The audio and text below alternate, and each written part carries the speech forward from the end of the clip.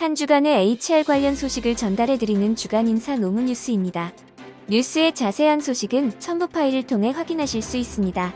첫 번째 소식은 정부 부처, 지자체 및 공공기관의 정책 지원 관련 소식입니다. 정부가 고용보험 제도 개선 방안을 고용보험위원회에서 의결했습니다. 고용노동부는 고용보험위원회에서 구직급여 반복수급 등 고용보험 제도 개선안을 의결했습니다. 이번 제도 개선안은 지난 4월부터 노사 및 전문가가 참여한 고용보험제도 개선 TF에서 논의한 내용을 토대로 마련되었습니다. 의결된 제도 개선안은 구직급여 반복수급 및 단기 비자발적 이직자를 축소하기 위한 제도 개선 방안을 포함하여 예술인, 노부 제공자 고용보험 적용 최저 연령 설정, 유형이 다른 여러 개의 피보험 자격을 가진 사람의 구직급여 수급 자격 선택, 정보통신망을 활용한 구직급여 수급 자격 신청 허용 등 고용보험제도 운영 과정에서 보완이 필요한 다양한 내용들을 담고 있습니다. 고용노동부는 이번 고용보험위원회 의결 내용을 바탕으로 고용보험법 및 고용산재보험료 징수법 개정안을 마련하고 7월 중 입법 예고하여 국민의 의견을 들을 예정입니다. 정부가 플랫폼 종사자 특화 직업 훈련 시범 사업을 본격적으로 운영합니다.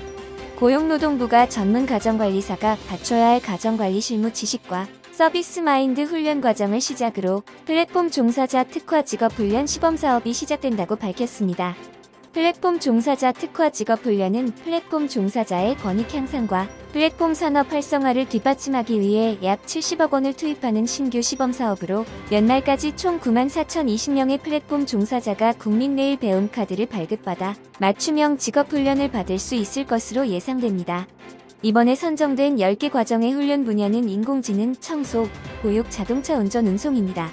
플랫폼 종사자 특화 직업 훈련의 핵심은 플랫폼 종사자의 직무 전문성 및 안전, 근로권익 교과를 필수 교과로 지정하여 플랫폼 종사자에게 특화된 훈련을 제공한다는 점에 있으며 훈련생이 훈련을 수료한 경우 훈련생의 소득 증가 또는 처우 개선 성과를 훈련기관이 직접 증빙하도록 하여 훈련 과정이 내실 있게 진행되도록 사후 점검도 진행할 예정입니다.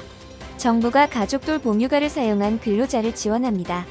고용노동부가 코로나19 관련 가족돌봄 비용 긴급지원 사업을 금년 4월부터 시행하고 있는데 최근 수도권의 거리두기 격상에 따른 초등학교 원격 수업, 어린이집, 휴원 등으로 초등학교 2학년 이하 자녀 등을 돌보기 위해 가족돌봄 휴가를 사용한 근로자들에 대해 적극 지원하겠다고 밝혔습니다.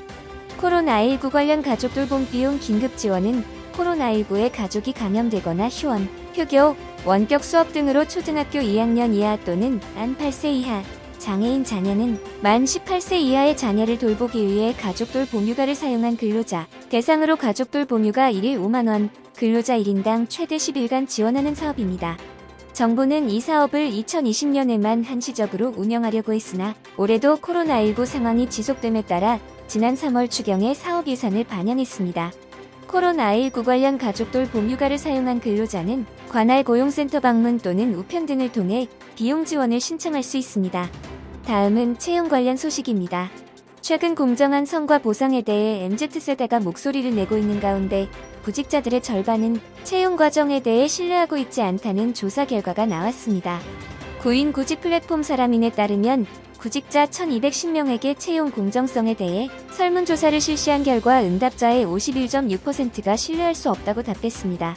채용 공정성을 신뢰하지 못하는 이유로 57.7%가 채용 인원, 평가 기준 등을 공개하지 않아서를 선택해 가장 많이 꼽았으며 이어 채용 청탁 등 비리가 있을 것 같아서를 38.3%가 성별 등 바꿀 수 없는 요소에 대한 차별이 여전해서를 33.7%가 합격자를 비공개로 발표해서를 31.3%가 선택해 주로 정보의 불균형에 대한 불만을 이야기했습니다. 응답자는 채용 공정성에서 가장 신뢰가 가는 기업 형태로 24.1%가 대기업을 꼽았으며 이어 19.8%가 선택한 공공기관 및 공기업이 뒤를 이었습니다. 그러나 모두 신뢰가 가지 않는다는 이들도 18.3%를 차지했습니다. 사람인 관계자는 채용 서류 반환, 불합격 통보 등 채용 절차에서 최소한의 공정성을 확보하기 위한 사항을 법률로 정하고 있지만 실제로 공정성을 체감하는 구직자들이 많지 않다고 전했습니다. 다음은 보상 관련 소식입니다. 올해 기업들의 여름휴가 일수가 3.7이라는 조사 결과가 나왔습니다. 300인 이상 기업은 5일 이상, 300인 미만 기업은 3일이 가장 많은 것으로 나타났습니다. 한국경영자총협회가 720개의 5인 이상 기업을 대상으로 조사한 2021년 악의 휴가 실태조사 결과에 따르면 올해 여름 휴가를 실시하는 기업의 평균 휴가 일수는 3.7일로 집계됐습니다. 휴가 일수별로 보면 3일이 46.6%로 가장 많은 비중을 차지했으며 이어 5일 이상이 29.0%, 4일이 12.5%, 2일 이하가 11.9%로 나타났습니다. 300인 이상 기업은 5일 이상이 46.1%로 가장 많았으며 300인 미만 기업은 3일이 49.7%로 절반 가까이 된 반면 5일 이상은 26.7% 수준이었습니다. 여름휴가 실시 기간은 약 일주일의 단기간에 집중적으로 실시한다는 응답이 58.6%로 가장 많았으며 2개월의 상대적으로 넓은 기간 동안 실시한다는 응답은 34.1%였습니다. 여름휴가 실시 기업 가운데 48.1%는 올해 여름휴가비를 지급할 계획이라고 답했는데 이는 지난해보다 1.0%포인트 감소한 수치입니다. 올해 연차휴가 사용 촉진 제도를 시행할 계획이라는 기업은 66.7%로 조사됐으며 이는 지난해보다 6.3%포인트 늘었습니다.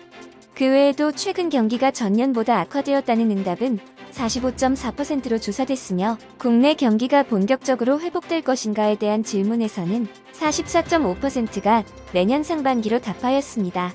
다음은 노동조합 및 노사관계 관련 소식입니다. 전국 금속노동조합 현대자동차 지부가 합법적인 파업을 할 수 있게 됐습니다.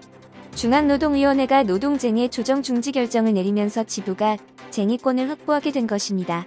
실제 파업에 나선다면 2019년 한일 무역 분쟁, 지난해 코로나19 여파로 무분규 타결한 지 3년 만입니다.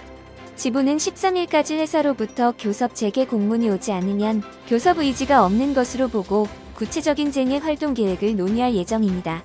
지부는 지난달 30일 사측과의 교섭 결렬을 선언하고 중노위에 쟁의 조정을 신청했습니다. 다만 쟁의 기간 중이라 하더라도 사측이 납득할 만한 안을 가지고 교섭을 요청한다면 언제든지 응할 것이라면서 8월 첫째 주 휴가 전 타결 가능성을 열어놓기도 했습니다. 지부는 현대차로부터 교섭 재개 공문이 오지 않을 경우 중앙쟁의대책위원회 회의를 거쳐 쟁의 활동에 나설 방침입니다. 소방공무원의 노조 활동 가입이 가능해짐에 따라 양대 노총에서 소방공무원 노조가 동시에 출범했습니다. 공무원인 소방공무원 노조의 출범이 가능해진 것은 국제노동기구 핵심협약 비준을 위해 개정된 노동조합법, 공무원노조법, 교원노조법 개정안이 시행됐기 때문입니다. 노조를 만든 소방관들은 노후화된 장비나 장시간 노동 등 소방관을 괴롭혀온 고질적인 문제를 개선하겠다는 입장입니다. 소방노조는 첫 법 개정 과제로 119 구급대원의 방어권 신설을 꼽았습니다. 소방통계연보에 따르면 2019년 발생한 119 구급대원 폭행 피해 건수는 203건이었는데 소방노조는 119 구조, 구급법의 모욕적 발언, 폭행 등을 구조 구급활동 방해 행위로 명시하고 상해 시 가중처벌을 적용하는 방안을 요구할 방침입니다. 개정된 법 시행으로 소방공무원 외에도 국공립대 조교, 5급 이상 공무원의 노조 가입도 허용돼 공무원 노조 조직화가 탄력을 받을 것으로 전망됩니다. 다만 교도소에서 근무하는 교정직 공무원이나 수사를 하는 검찰, 경찰 공무원은 노조에 가입할 수 없는 등 모든 공무원의 노조 활동이 가능해진 것은 아닙니다. 또한 공무원의 쟁의행위 금지 조항도 유지돼 소방공무원 노조가 결성돼도 파업은 할 수 없습니다. 다음은 조직문화 및 글로벌 HR 관련 소식입니다. 직장 내 괴롭힘 금지를 명시한 근로기준법은 2019년 7월부터 시행됐습니다. 사내에서 지위 또는 관계 우위를 이용해 업무상 적정 범위를 넘어 다른 노동자에게 신체적, 정신적 고통을 주는 행위 등을 금지한 법입니다.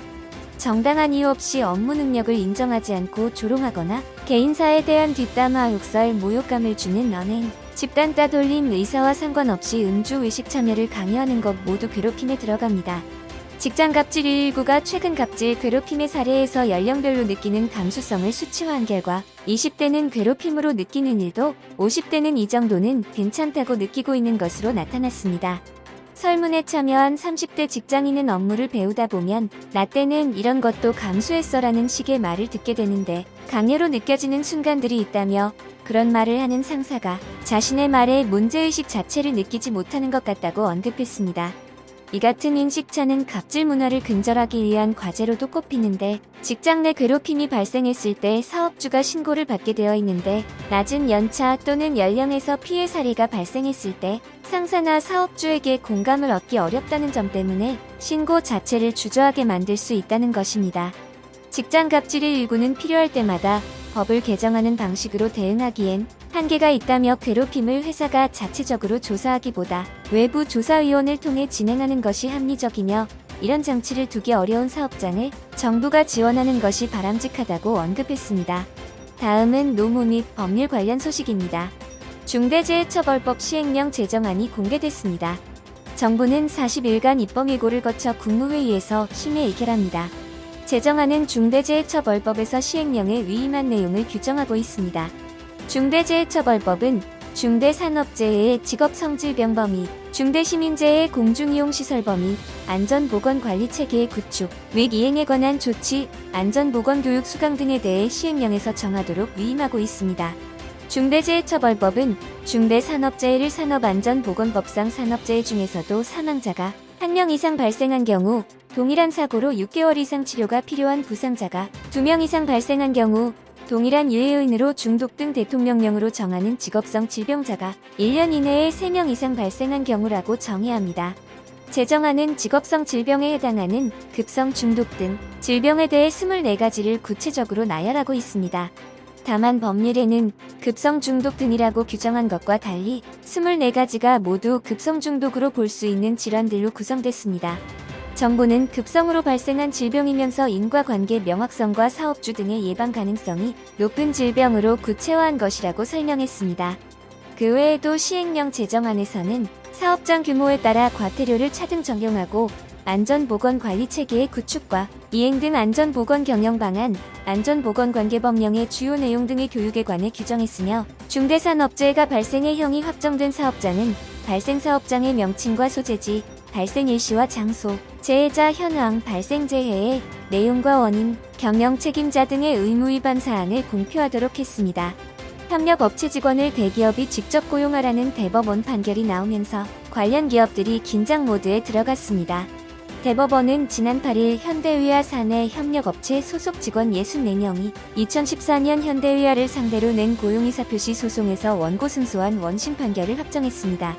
기업이 협력업체 직원을 직접 고용하게 되면 기존 정규직 근로자와 동일한 대우를 해줘야 해 인건비 부담이 급증하게 됩니다. 대법원은 해당 직원들이 협력업체에 고용된 후 파견돼 현대위아로부터 직접 지휘 명령을 받은 근로자 파견 관계에 있었다는 원심 판단에 잘못이 없다면서 현대위아는 작업표준서 등을 통해 직원들에게 직간접적으로 구속력이 있는 지시를 쓰며, 이들이 필수적이고 상시적인 업무를 수행했기에 실질적으로 사업에 편입됐다고 볼 수 있다고 설명했습니다. 또 협력업체는 엔진 조립 업무에 필요한 공장과 기계 설비 등을 현대위아로부터 무상으로 임차했으며, 다른 업체를 상대로 사업을 영위했다고 보이지 않는다고 덧붙였습니다. 현재 대법원에는 포스코, 현대제철, 한국GM, 현대기아차 등을 상대로 근로자들이 낸 근로자 지위 확인 소송 상고심이 계류돼 있습니다. 현대위아처럼 협력업체 직원들을 직고용하라는 판결이 나올 가능성이 높아 재계의 우려가 큰데, 기업으로서는 인건비 부담이 늘어나면 신규 채용을 줄이게 돼 고용에 악영향을 줄 수 있다고 우려하고 있습니다. 이번 주 주간 인사 노무 뉴스는 여기까지입니다. 다음 주는 더 유익한 소식으로 찾아뵙겠습니다. 감사합니다.